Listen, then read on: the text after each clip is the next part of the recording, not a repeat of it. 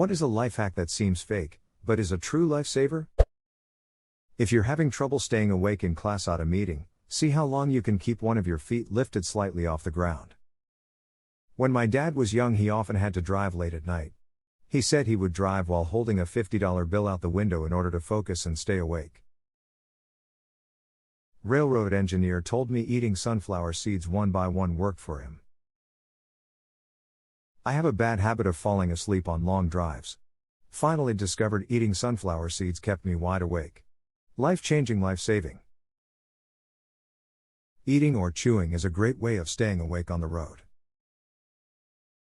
Cocaine also works great but is slightly more expensive than sunflower seeds.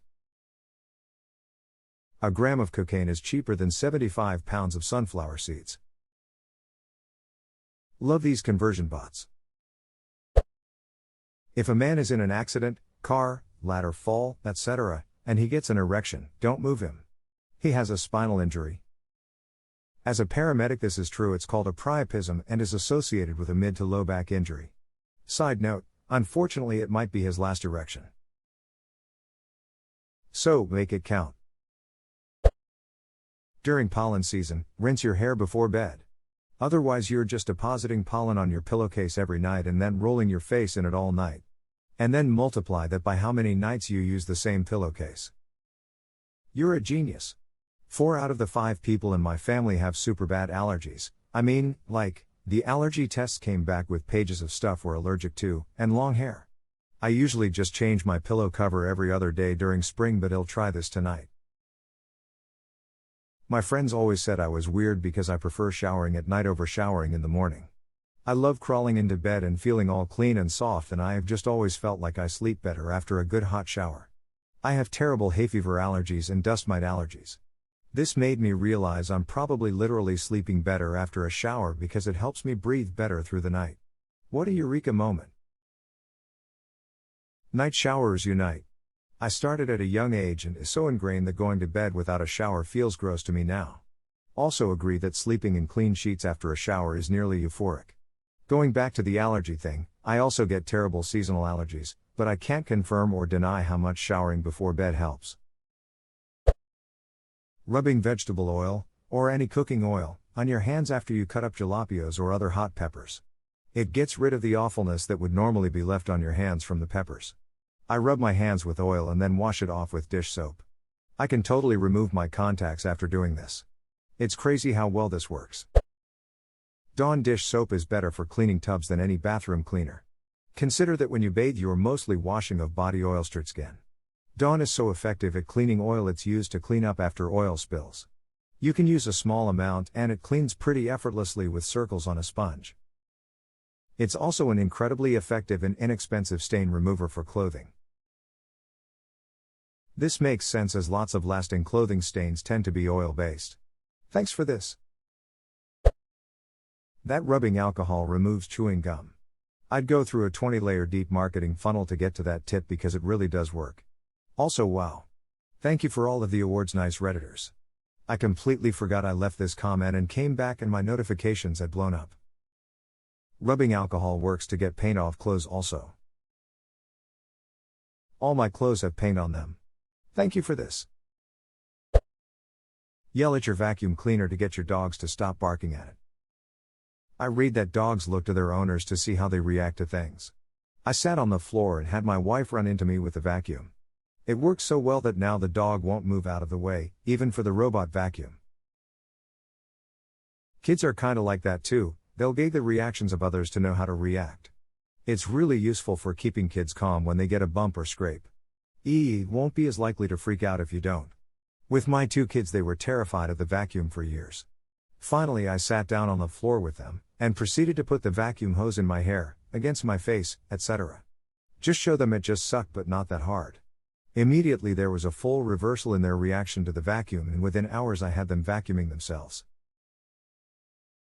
I broke my arm when I was 4 and I remember being so terrified of the machine they used to get the cast off that I was almost crying, and then the nurse made it wear against her own arm to show me it wouldn't hurt, and I was immediately like, oh okay then.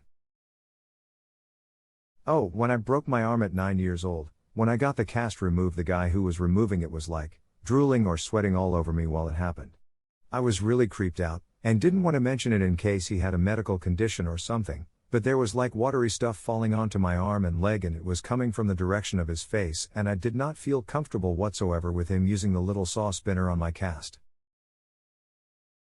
This disturbed me, so I upvoted it. True lifesaver: if you are ever attacked by a dog, push your forearm into the bite. This pries the jaws apart and prevents them from clamping down. If a dog is attacking you, the best thing you can do is offer your forearm, push as far back as possible, and then grab the dog by the scruff of its neck with your other hand to hold it. The dog is now functionally muzzled and you have control of its head. The sooner and harder you push into the bite, the less damage the bite will do. This is a good rule for human bites too, just so you know. Push and don't pull. This is also what you do when your teething baby chomps down on you in breastfeeding: mush them into your boob. Not yell and drop the baby. Though it's hard to remember that in the heat of the moment. If your ring gets stuck on your finger, Windex will slide it right off. Worked at a jewelry store for 5+ years. Put Windex on anything. Are you an older Greek man by chance? Whenever you accidentally set off your smoke alarm, give your pets a treat so they learn to come to you when there actually is a fire and you need to escape. If you have the right of way, take it. It makes driving more predictable and therefore caused fewer accidents. Yes. Don't be nice, be predictable. As I was raised, it's more important to be predictable than polite. Also, a good driver sometimes misses their exit. A bad driver never misses their exit. Counting really slowly with the goal of reaching 150 is a decent way to fall asleep. If you have any thoughts during it, just let them play out, and if you forget what number you're on, just go from what you last remember. If you make any major movements, just start again. The goal is to force your brain into slowing down and not having any jerky motions or thoughts, and eventually reaching such a level of carelessness that you eventually fall asleep without realizing. Helped me quite a few times, especially with rain sounds. Hope it helps some of you too. I try to count backwards from 200, I'm usually out before I reach 100. It gives my brain something to do while my body calms down, but it's boring enough that it makes my mind wander, so eventually I stop counting and fall asleep. All your kindling for a fire is wet and all you have is matches and snacks. Any corn chip will light into a ball of flames. A dollop of hand sanitizer saved me when free camping in Scotland, but this is good to know too. Makeup remover on deodorant stains. Vixella randomly brought it up while talking to chat on Twitch. My husband has a lot of t-shirts with white stained armpits, so I gave it a shot. It worked. Amused edit: ah?